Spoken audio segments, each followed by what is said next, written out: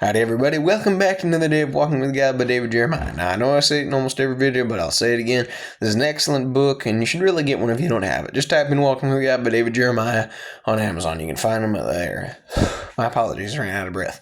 Now let's turn to today's devotion, March 7th. Title of today's devotion is A Deep Settled Peace.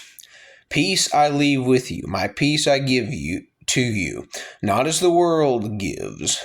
John 14:27. In his devotional book by the Still Waters, Vance Havner tells of attending a small service in a little church on a cold February night. People in the congregation were local farming folk, and a time was given for sharing testimonies. The last to speak was a humble woman, plainly dressed. She rose and simply said, "I praise the Lord for a deep, settled peace. The world did not give it to me, and the world cannot take it away." That testimony lingers with me, shares Havner. I think of scholars and sages ransacking libraries and perusing heavy philosophies, searching for the secret of peace, while the plain farm woman had been enjoying it through the years. There's much we don't comprehend. The plans that God has foreordained for us are beyond our understanding, but we know that when we are with Him, there will be peace that we have never imagined.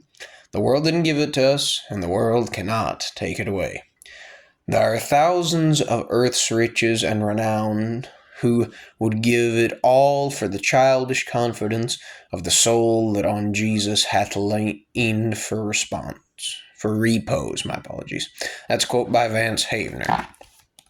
Thank you for listening, and I'll comment on this a little bit. When we dwell in the presence of God, we have peace and joy unlike anything else. And not only that, but what they talked about with God's foreordained plans, God's got a big plan for you. I don't know what it is, but it's big. It's bigger than what you'll ever imagine, bigger than what I can ever imagine. Why? Because it's God. And if we live in full surrender to Him, He'll fulfill that plan. Thank you for listening. God bless.